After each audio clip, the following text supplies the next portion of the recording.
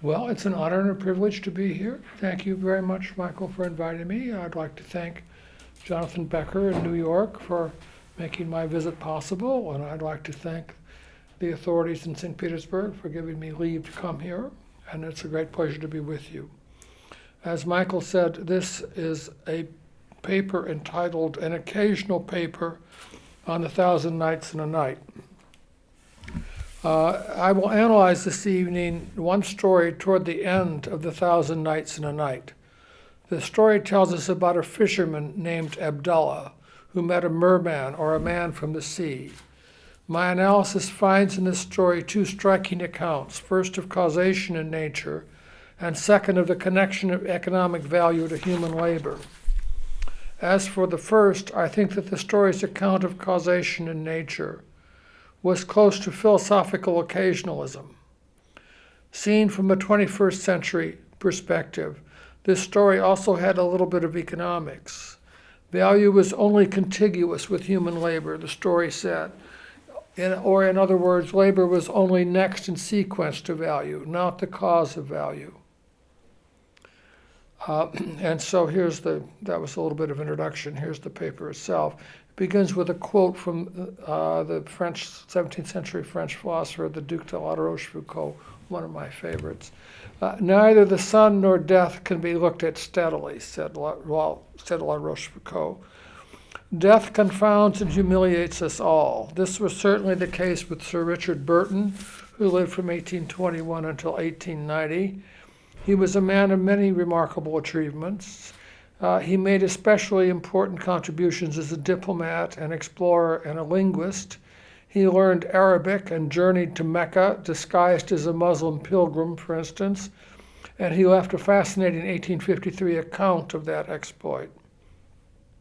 Despite these and other achievements, his legacy for most 21st century people is obscured by the chance fact that his name was shared by a famous movie actor of the 20th century. R. Burton, the linguist, translated The Thousand Nights and a Night into English, adding so very many footnotes that they constitute a running commentary, and they also formed a book in themselves. Sir Richard's translation of this vast work was a wonderful and glittering achievement, and his remains the most famous version of this book in English. One story from Burton's translation of the Nights concerns us here. It's the Abdullah and the fisherman and Abdullah the merman story. If you have not read this story, surely you nevertheless have heard of the Arabian Nights, because the stories have become part of Western literature. For instance, in Russia, the stories are part of Russian culture. The composer Nikolai Rimsky-Korsakov made a beautiful musical suite, Scheherazade, which is based on the Nights. Or Russians all know the legend of Sadko, a Russian equivalent to this story from the Nights, and an equivalent made especially famous by Rimsky-Korsakov in his opera of that name, and also one of the most famous Russian artists, Ilya Repin, illustrated the opera with a painting of the undersea kingdom, which is part of the story in the Nights and also of this legend in Russia. The painting is now in the State Russian Museum of St. Petersburg, and I urge you all to come to visit it. I present this evening a brief summary of the Abdullah story in the Burton translation, together with the commentary. I emphasize that I treat of the Burton translation, I treat of it only insofar as it was part of English literature. I do not pretend to knowledge of the story's Islamic content, still less of its possible pre-Islamic origins. Again, I repeat that I leave it to qualified scholars to decide about the story's relation to Islamic culture and Islamic philosophy. Whether Burton was right or wrong in his notes about the story also does not matter here tonight. His translation was widely read, and it was believed, and it was loved for English-speaking people. I believe that the story contained a version of the philosophical system called occasionalism, and the story connected this philosophical system to a theory of economics. In other words, I think that this particular story in The 1001 Nights merges philosophical occasionalism with economic theory, and I think that's a very valuable thing for us. And in fact, I'm writing a book along those lines myself. That's why I'm interested in the story. My account of the story will concern occasional philosophy as a possible basis of economic science. Let us begin with a summary of the first part of the plot. Abdullah is a fisherman whose poverty is so great that he owns only one thing of value, his fishing net. At the birth of their 10th child, his wife goes hungry, so do his children. Abdullah thinks that God would not bring children into the world without also making a merciful and bountiful provision of food. He asks God to lead him to a good catch of fish. In vain. The fisherman works all day casting his net, but he catches no fish. As he picks his forlorn way home, however, he passes a baker, also named Abdullah.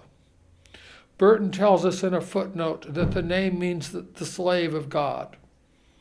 Many hungry buyers seek bread from the baker, but he selects only the fisherman from among the throng, inquiring why the fisherman has such a long face. Upon hearing the tale, the baker gives the fisherman bread and a bit of money to buy meat and other food to feed his family. The fisherman offers his net in pawn, fishing net in pawn, but the baker loans the fisherman bread and money without taking collateral, saying instead that the loan is at the fisherman's leisure and until his good luck returns.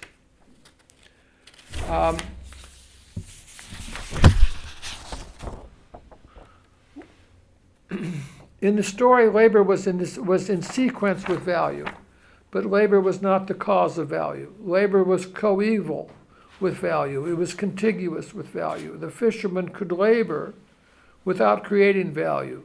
Please note the phrase, till better luck returns. That phrase illustrated the point.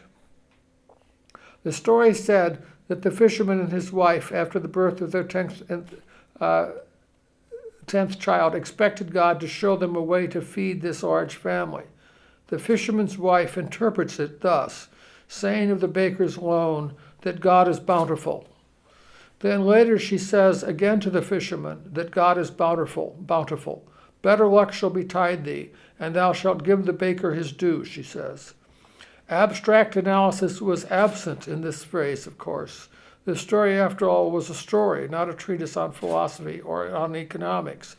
The emphasis in the phrase was about luck and about the relation between God's will and the fisherman's character, his wife's piety, the bounty of the sea, the welfare of their household, and their duty to other human beings.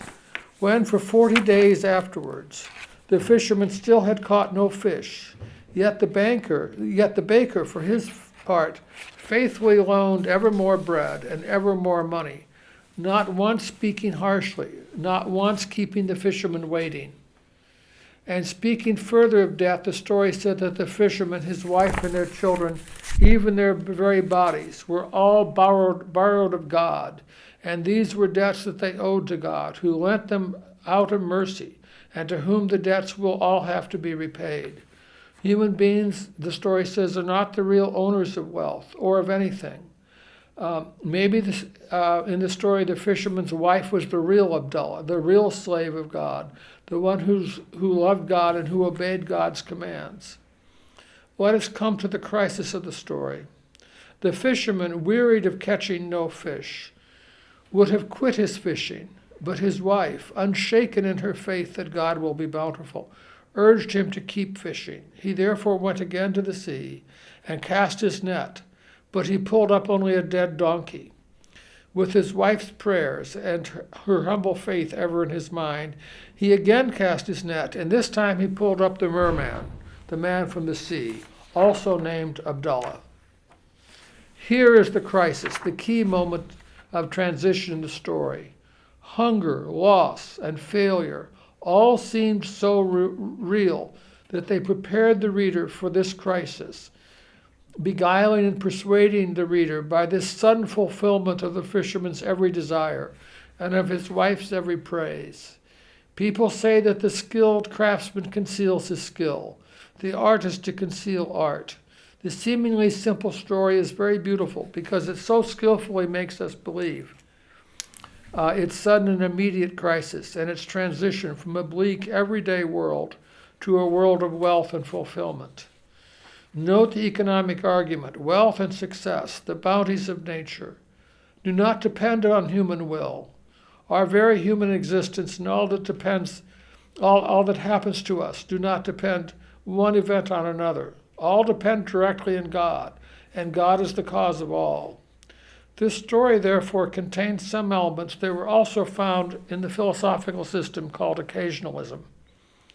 In this regard, the story resembled the notions of the world-famous medieval Islamic and Persian scholar Al-Ghazali, who lived from 1058 until 1111 AD. One of his most famous books was The Confusion of the Philosophers. Al-Ghazali's claim about causation was as follows. He said that we touch the lighted kindling. You take a match and set it alight and touch it to a bit of raw wool, and we expect the raw wool to burst into flame. We would be wrong, however, to state that our action was the cause of the wool's burning. God caused the wool to burn. We do not really know why God acted thus, and God could decide on any occasion that the wool would not burn, and then it would not burn, however great the flame with which we might touch it. Burning wool is very famous in connection with Al-Ghazali. A photo of burning wool is therefore sometimes chosen by publishers to put on the cover whenever they publish this particular book of his. There's a long story with this. I'm told by experts that Al-Ghazali's family may have been involved in the wool trade, but there's also some famous Arabic saying that may be echoed in this example of the burning wool. But it's probably the most famous vignette, you might say, connected with his philosophy. For English speakers like me, George Berkeley, who was an Irish bishop of the Anglican Church, and Jonathan Edwards, who was an 18th century New England divine, were the most famous proponents of occasionalism. For European readers, on the other hand, perhaps the most famous names were those of René Descartes and Nicolas Malebranche, Father Malebranche in France, and now I can't pronounce Dutch, I apologize to anybody who can, Arnold Helix in the Low Countries. Malebranche took some influence from Al-Ghazali, that's clearly a fact. The following summary of 17th century occasional philosophy comes from the distinguished contemporary philosopher Stephen Nadler, an expert in Malebranche. I quote from Nadler, this is a quote. Occasionalism, in its extreme version, is the doctrine that finite created things, whether minds or bodies, have no causal efficacy, whatever, no power to bring about changes in one another's states. Bodies do not cause effects in other bodies, nor in minds, and minds do not cause effects in bodies, nor not even within themselves. God is the only true or efficient causal agent. He is immediately, proximately, and solely responsible for all natural events. And God acts causally in the world only when occasioned to do so by determinate events or states of affairs. Thus, the sticking of my finger by a needle is not the true cause of the pain I feel. Rather, it is a mere occasion for God to cause a painful sensation in my soul, in accordance with the laws of mind-body union. That example is actually from Berkeley. Occasional notions in 17th century Europe, occasional philosophy in 17th century Europe grew from the work of French philosopher René Descartes, who lived from 1596 until 1650. This is Nadler's argument, that philosophical occasionalism in Europe came out of Descartes, but it did not come out of Descartes throughout his whole career. He came to these views only so very late in life that almost none of his previous work is a good guide to these arguments. Saying that Descartes was not consistent about occasionalism in his early works, Nadler nevertheless found that occasionalist argument was clear in the very late works of Descartes. Speaking in the first person, Nadler wrote as follows about occasionalism in Descartes. This is Nadler. I am arguing that there is, especially in the later works of Descartes, still a well-defined conception of causation at work that is philosophically considered. This passage makes this particularly clear, and this is a quote from Descartes. My volition, my will, to raise my arm is not the true cause of my arm's rising. Rather, God causes the arm to rise on the occasion of that volition. This is why it's called occasionalism. So that it's the mind-body problem. And the answer, if we say, how is it that the spirit can apprehend matter or affect matter? The answer is that Malebranche said, we see all things in God. God is the causal link.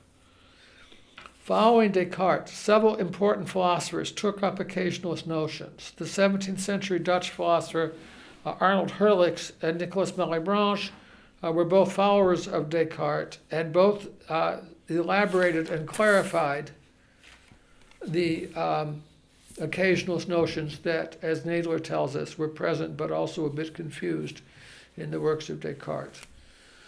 The 18th century Irish philosopher George Berkeley was one of the most important sources of occasionalist philosophy.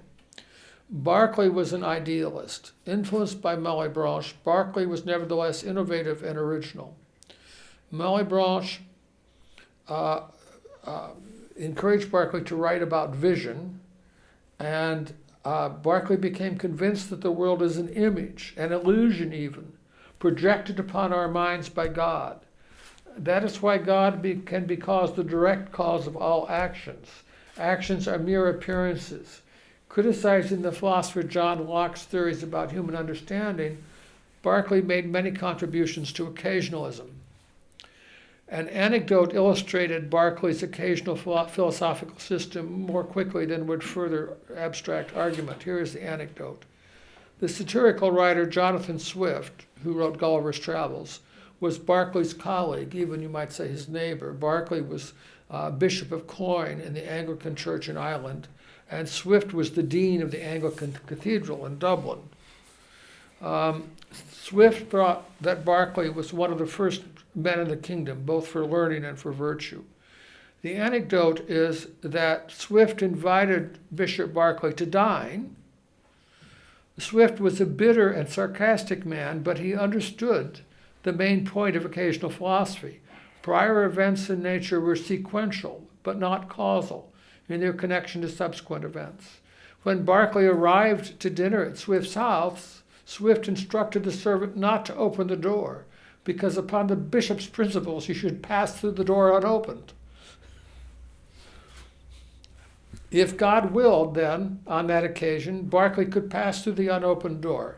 Remember Al-Ghazali saying that the will would not burn if God willed it not to do so. Let us now return to the Abdullah story, because we can see there a clear resemblance to occasional philosophy. Entangled in the fisherman's net, the merman, the man from the sea, begs to be set free. He would then be a slave of the fisherman. Remember that they are both slaves of God. But they instead treat with each other, and they make an agreement based on mercy and compassion. The fisherman will bring the merman fruits and vegetables from the land, and the merman will repay him for this by giving him rich gems from the realm under the sea. Eventually, the fisherman visits the realm under the sea, and this is why the Ilya Repin painting, which is very famous in Russia, is a good example, because it shows this undersea realm with people visiting from above. In a cunning and homely episode, the merman's young children mock the fisherman because the fisherman has no tail. They call him a no-tail. The fisherman repays the baker, not with principal or interest, but instead with a partnership in his household and in this great wealth that a merman brings from the sea. The baker thereupon closes his shop and moves in with the fisherman's family so that they can all manage their great good fortune together. When they try to sell some of their jewels, however, the jeweler thinks that the gems are so fine that they must have been stolen from the queen's treasury, and the jeweler reports the men as thieves. The fisherman and the baker then appear before the king. They tell their story, and the king believes them.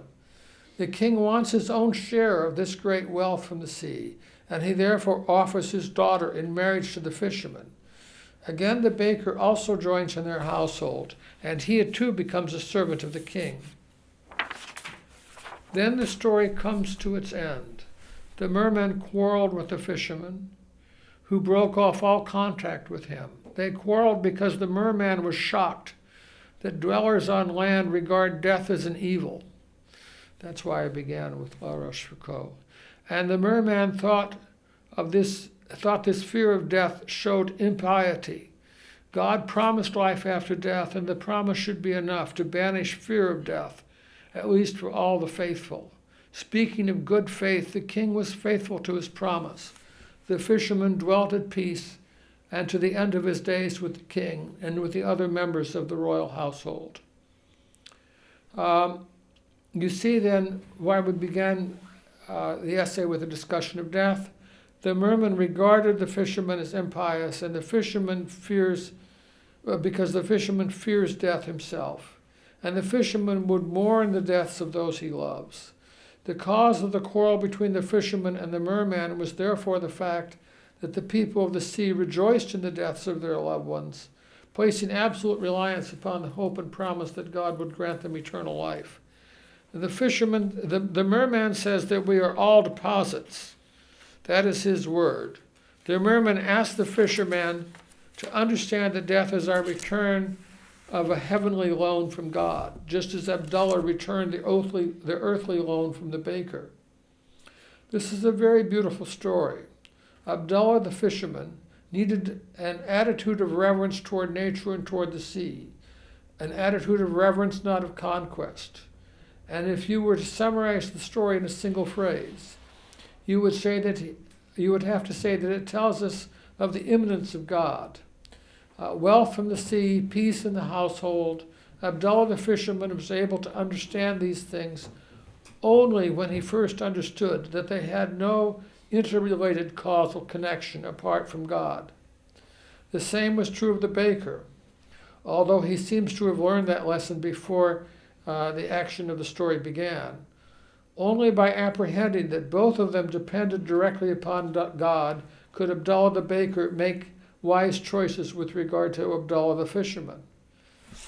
Let us put all this into 21st century economic language. Abdullah the fisherman was an entrepreneur who formed a company, and the baker invested in shares of that company. The baker was a venture capitalist whose stable income allowed him to accept risk. The baker was confident, and that was his most important quality as an investor. The fisherman was not confident. The baker had confidence because he was secure, and his security gave the baker peace of mind. This security, in turn, engendered intuition and skill. Calm and patient, he was able to make correct decisions. Then the fisherman developed a new business model, and the shares in his company greatly increased in value, enriching both men.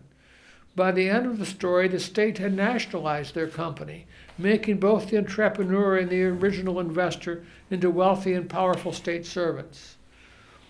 Note the connection of moral philosophy to economics. Entrepreneurs should think and behave as the fisherman did. An entrepreneur should know his business, do his best, be honest with investors.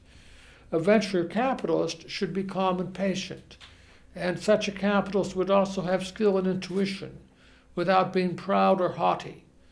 An investor should not be unduly proud of personal success.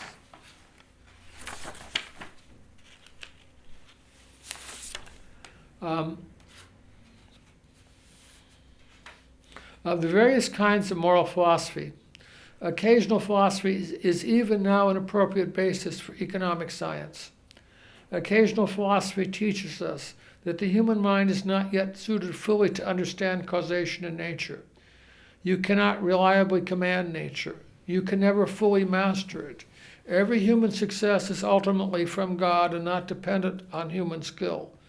As a result, the story taught a morality which is still essential to economics, but which is too often neglected by today's economists. The key problems of economics are uncertainty, prediction, and risk. These problems are interrelated. Study of occasional philosophy will nurture humility. It will also nurture patience, wise intuition, and skill. You should know your limitations. You should learn to wait upon events. And you should not expect your personal merit to command success. Meanwhile, respect hard work. A final suggestion, The Fisherman's Wife. Burton told us that the story may seem unfair from our Western perspective because the fisherman takes a second wife, the king's daughter. Burton said that the authors and original readers of the story would not have shared that thought. They would have said that the first wife was honored as the mother of many children and as a faithful spouse in a prosperous household. She would have relished her new role, and she would have been content with it. One final point. Bruno Bettelheim, who's a well-known author, wrote an excellent book about fairy tales, and this book may help us to understand Burton's point about the fisherman's first wife. Bettelheim said that men were peripheral figures in most fairy stories. Men were two-dimensional figures who lacked complexity of character. Fairy stories instead gave women the central role, and women made the key decisions. So it was here. The fisherman, the merman, the baker, even the king, all were cardboard figures. The fisherman's wife made all the central decisions. Her piety and her perseverance were the key drivers of the action. She alone fully understood what was happening, and she alone always acted rightly. And she alone also always predicted correctly. While from our 21st century perspective, we may judge the story to be a merger of philosophy and economics, yet the story was very old, and it offered a version of economics. And if it offered a version of economics, then that version was also very old. To the ancient Greeks, for instance, economics was the management of a household. That's where the word comes from. The Greeks meant by the word only what Americans used to call home economics, the management of the household. 18th century and 19th century writers extended the word economics in English to include that great household, the Commonwealth. The Abdullah story long preceded that development, of course. As with the ancient Greeks, so with this story, economics, the acquisition of Abdullah's wealth, took place within the household. The new wealth created new households. Okay.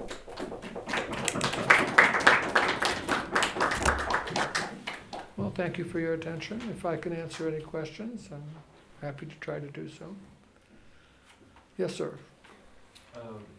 I'm wondering how would contemporary economics actually integrate such occasionalism in its structure? Well, I don't think it does, and that's why I'm arguing that it should. The situation, I'm not an economist, I'm a historian. I wandered into economics by chance. And what I've learned is that microeconomics works very well.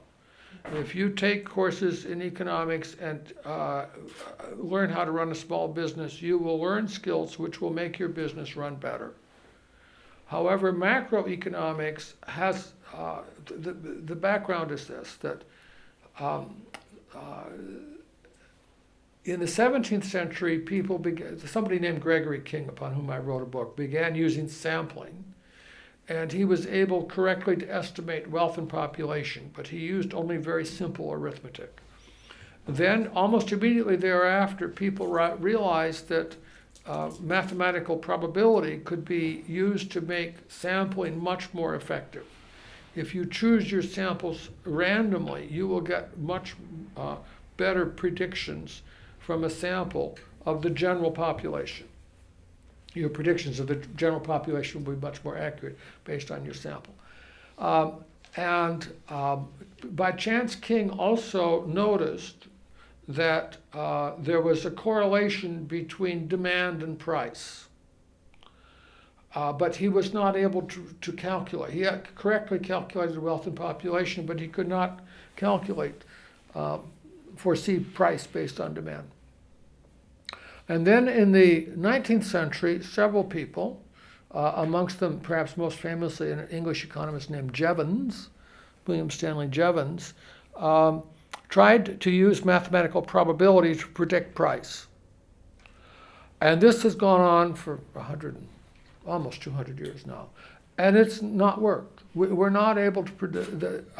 One way to see this is that we're able to predict if there is a finite set of variables which are available for our observation. When I teach this, I always give the example of my car in Russia, which has a computer so that you put, they say benzene, we say gasoline in the tank, and then the computer tells you how far the car will go. It's not 100% accurate, but it's ballpark. But that's a kind of simple system. You've got benzene and you've got miles to go, you see. Now, the problem comes, the notorious example is the weather, when you have an infinite number of variables. Because at that point, there is no way that your prediction is likely to be accurate. If it is accurate, it's good luck, and it probably is not the case that you can repeat it. And so macroeconomics has essentially failed, and it's become political. If you have 3 economists, you have 4 opinions. Probably one of them is paid by the bank to make the opinion. And so it's a failed system, in my observation.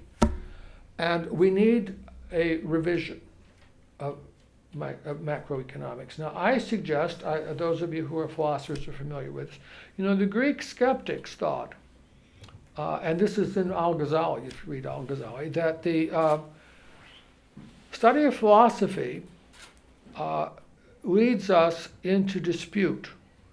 That he said there were 4 views of philosophy: Plato, Aristotle, the atomic theorists, and the Stoics, and that each of these systems is persuasive in itself, but since we have 4 of them, and since they're mutually exclusive, all the study of philosophy does is to show us that the human mind is incapable of recognizing truth. So what we should do is withdraw from the study of philosophy, and we will find in ourselves a tranquility, which is the only reward we can get from this pursuit.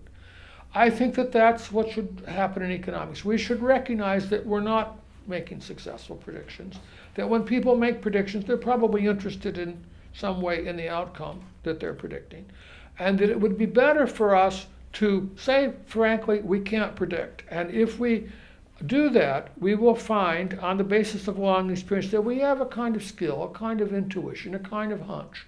And sometimes that's right. Doctors have that, athletes have it, soldiers have it.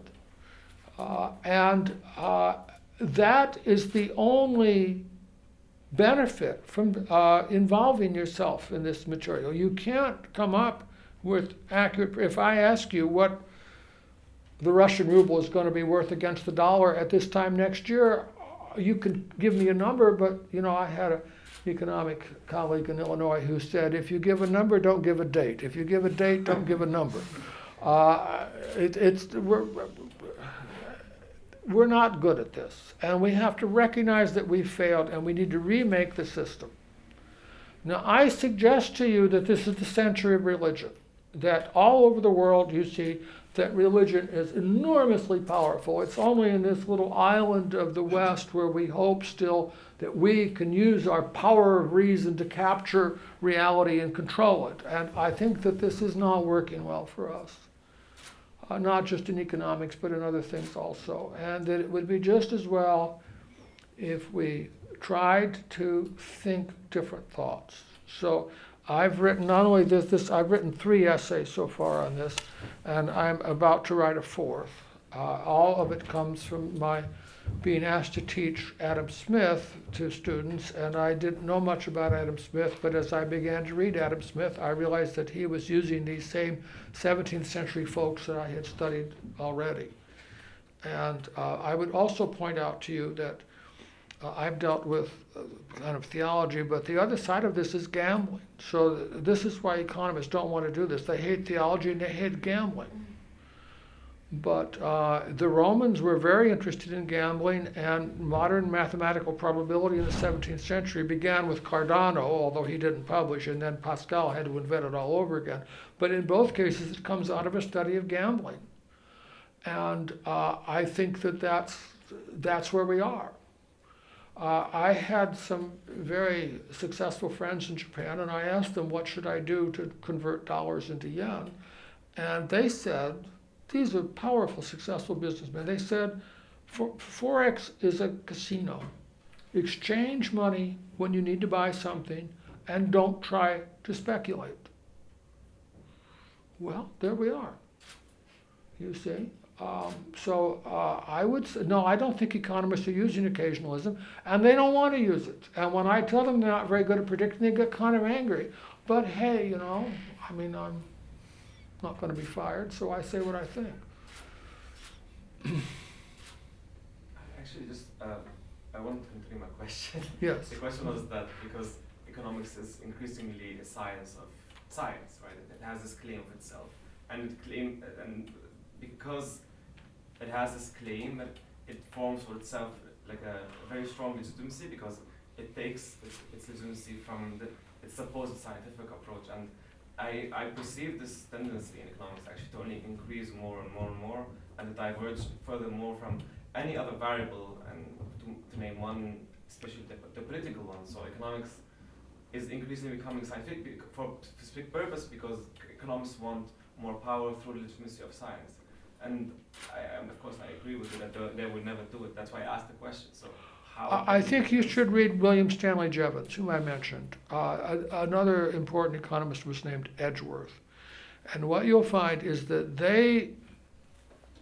Jevons was faced, I believe there was a gold strike in Australia, I think it was Australia. He was faced with the sudden advent of a new supply of gold. And he asked himself, what would be the effect on the price of gold of this new supply of gold? And he went back to Gregory King, actually, who had noticed that demand and supply affect price. But King had come from a poor family, and King was a brilliant boy, and the father had to choose between sending him to university and apprenticing him to Sir William Dugdale from the College of Arms. And so he apprenticed him to Sir William Dugdale, who was a member of the royal court, and King grew up in the court. And King knew, he spoke only when he knew he was right, and like a skilled courtier, he was silent when he didn't know. So he wrote out that there is a connection between supply and price, but he didn't attempt to calculate it. And the economics has attempted over and over again to make predictions, especially of price, and these predictions are not accurate. They're not. And so, on the whole, they are accurate only when there is a finite set of variables available for observation. The current view is that there is an element of randomness inherent in nature, which when they invented mathematical probability, they were especially observing the heavenly bodies. And they noticed that they were using telescopes, that the bodies would seem to shimmer in the telescope, so it was very difficult to find their actual location. And they imagined that there was an absolute value, which was known to God, but which is not available for human observation. And mathematical probability is a tool by which you can estimate that absolute value. The current view is that randomness is inherent, and mathematical probability is an estimate of what might possibly happen. But there is no absolute value which is known to God or something. It's not out there. It doesn't work like that. And so I think that we're already I'm told by colleagues we're getting close to this kind of argument in physics. For instance, I'm not, and I don't know anything about this, but I'm told that quantum mechanics is getting close to this stuff. And I think it would be just as well for us to say, hey, we're not going to make accurate predictions when their variables overwhelm us, and we need to approach this matter differently, and maybe we should learn to be humble and quiet and observe how nature works and how luck interferes. I have a passage here which I ran across when I was preparing this. Let me see.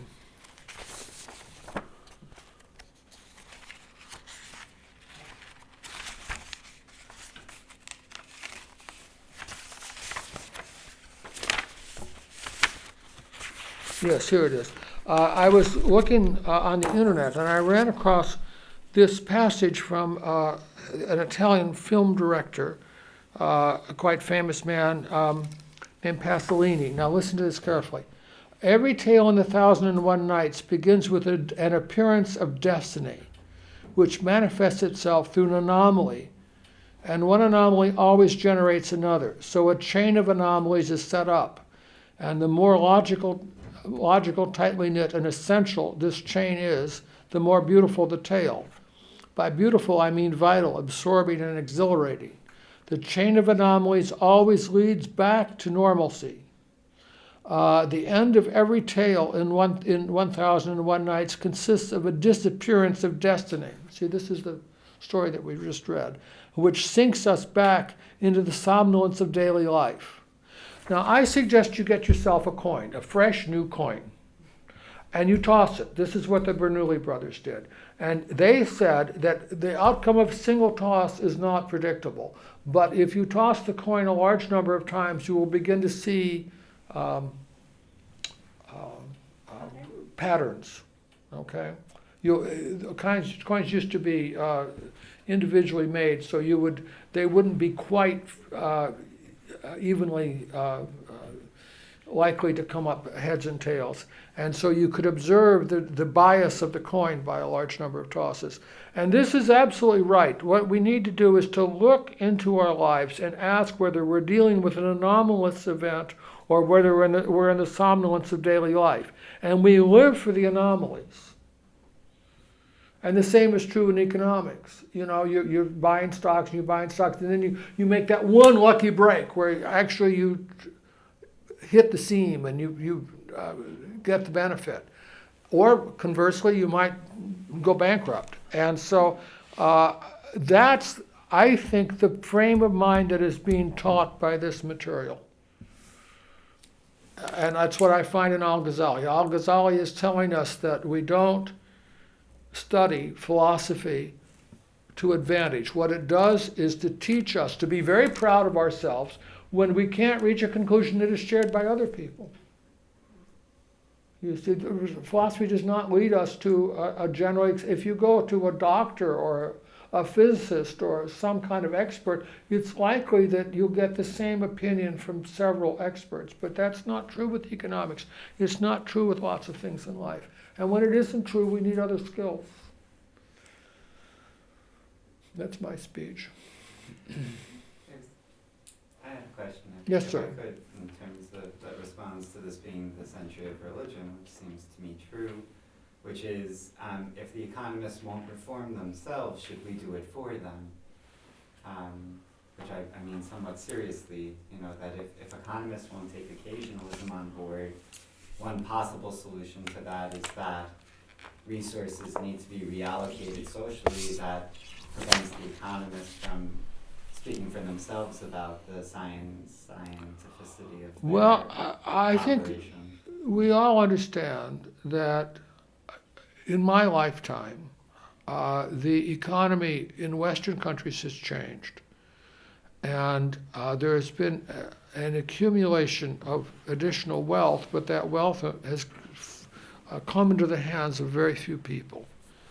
And the lives of most of us have not benefited from this increase in wealth. And I think that economics as a discipline is influenced by these very wealthy people. What they want economists to say is that growth is good, and that in the long run, growth will, a rising tide that lifts all ships, all that stuff. And we're not experiencing that. It's not happening. First of all, the Earth cannot sustain endless growth. The heavens will be black before this process ends. And second of all, the additional wealth has not benefited. Most people in the world are living on $5 a day. They don't have access to clean water. This is an immoral situation which will eventually bring down the system, it seems to me. It cannot continue. It's illegitimate. But again, these are not popular views. Now, one of the things I like about living in Russia is I say all this stuff, and nobody has ever told me to shut up. But I wrote this book on Adam Smith, and I sent it out to Palgrave, and Palgrave said they could publish it if I took Adam Smith out of it. It's not a happy situation. People don't want to hear this. But I'm an old man. What are they going to do to me? And so I say what I think is right. I think it would be just as well if you asked. I think Ghazali is a great writer, but I think it's very hard for us. When I lived in India, the Hindus told me that you have to approach God through your own culture. I'm an American. One of these writers that most appeals to me is Jonathan Edwards, because it's written in American English. I can understand it. Okay? And I was reading Edwards once, many years ago, in my house in Illinois, and it hit me. And I have a PhD in the history of ideas, but I think I never really understood anything before. I think you have to realize the human mind is a limited instrument. It doesn't get everything right. And when it doesn't get stuff right, there's no point in denying that. And I think our society is at some kind of crisis point. I think in the 17th century, they decided that they could try to analyze things as though things were machines. This is why Descartes is so famous. And the fact of the matter is that some things are machines. I mean, I have my watch with me and it's a machine. But we're not machines. And if you try to analyze other people as though they were machines, we had a lot of that in the 20th century. It didn't end well. We need a new approach. Yes, ma'am. Some of us are taking a class called Modern Science, and Yes. we read Ibn Rushd, Okay. The Decisive Treatise. What? The Decisive Treatise. Okay, I don't know that. He has kind of an opposite view of that of Al-Ghazali. He mentions that philosophers have pure reason and certainty. Do you think there is, from what you're saying, I think you're saying that there's no certainty in philosophy and that they would not reach certainty? I didn't say that myself. I quoted Sextus Empiricus to say that. And if you haven't read Sextus Empiricus, I recommend him. First 50 pages are just brilliant. He was an ancient writer. There were 4 views in the ancient world. I just named them: Plato, Aristotle, the atomic theorists, and the Stoics. And the skeptics, like Sextus or Purin of Ellis, are the 5th point of view. And then I think that Polybius gives us a 6th point of view. And I'm very powerfully persuaded by Polybius, and I think the same argument is I think it's in Jonathan Edwards. The fact is that our minds are very limited in our ability to understand things, and if we are determined, we can't know we're determined because our knowledge of determinism is determined. Here we are floating. The reason floats on a great sea of who knows what. And we imagine ourselves to be autonomous and brilliant and wonderful, but the fact is that, as Pasolini said, the earth could open and consume us in a moment and we wouldn't understand any of it. So those are my views. Now, this is not a popular opinion. I haven't read what, I think we cannot, I'm from Illinois. I don't understand much about Islam. I don't understand much about Islamic philosophy. I know it's a very complicated system. I've met people who do understand it and are very learned, and I don't want to impose upon you by telling you I understand that stuff. Yes, sir. Two things.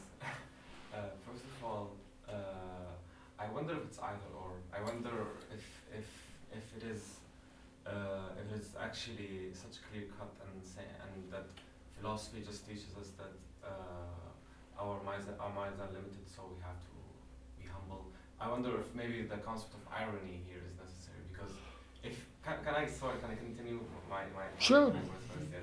I wonder if the concept of irony is of relevance, because at one hand you need to get you are aware that you cannot fully you cannot perfect a complete work.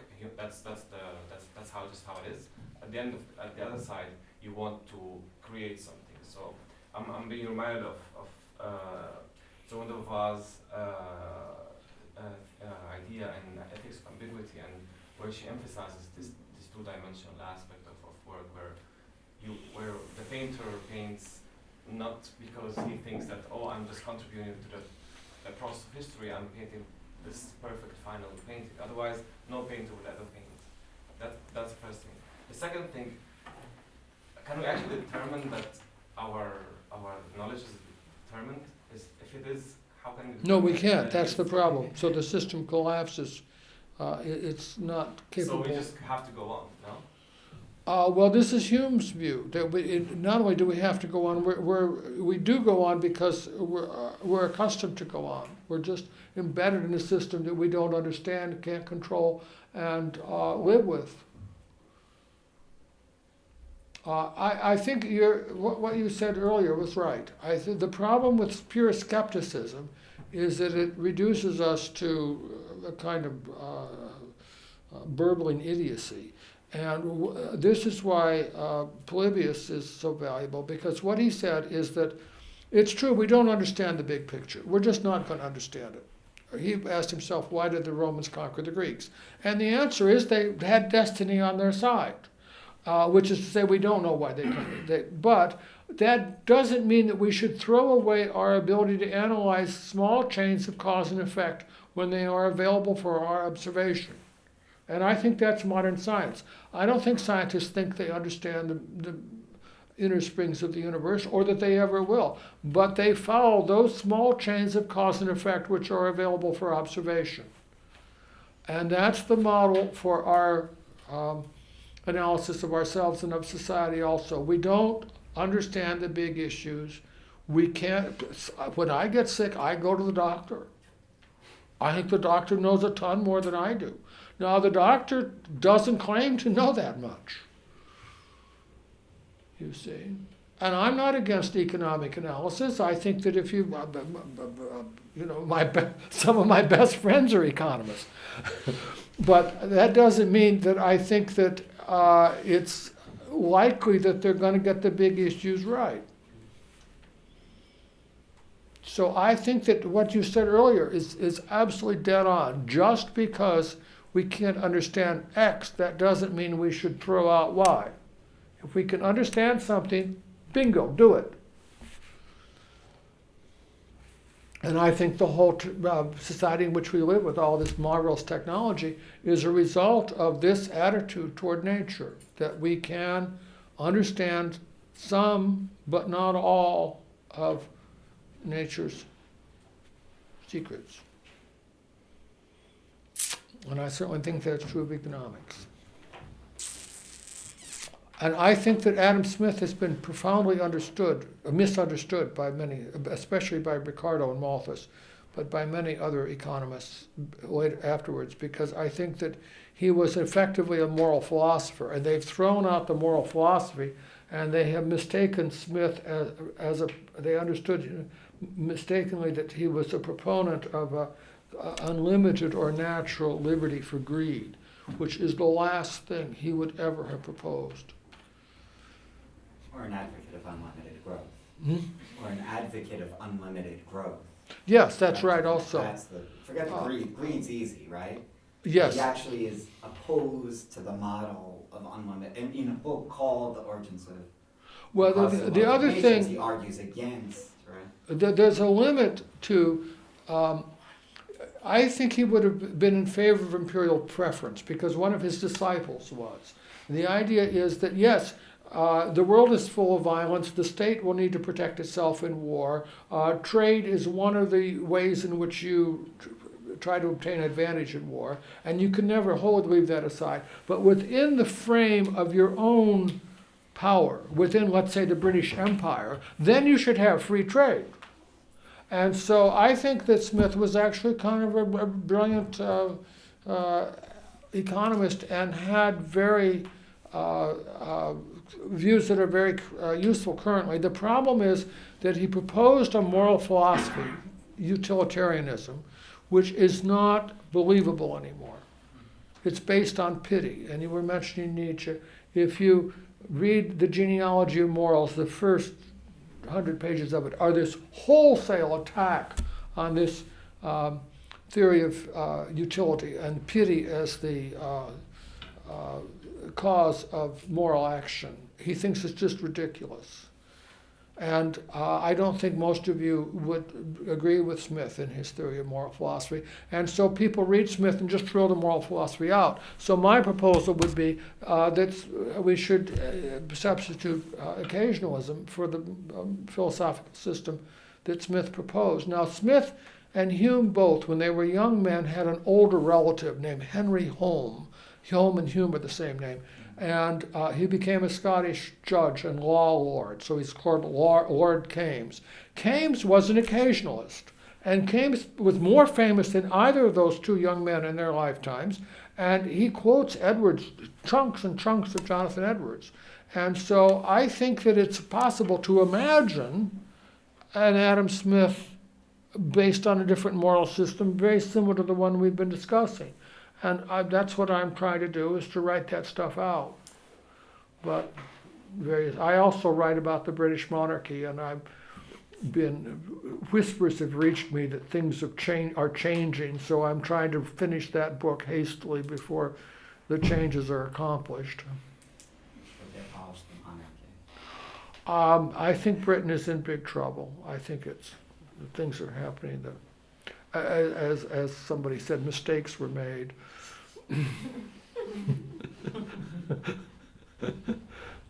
But you know the story about Adam Smith. They came in at the Battle of, Americans know that the Battle of Yorktown was the battle where the British were defeated in the American Revolution. And someone came running in and told him, we are defeated, the nation is ruined. And without lifting his head off the page, he said, there's a great deal of ruin in this nation.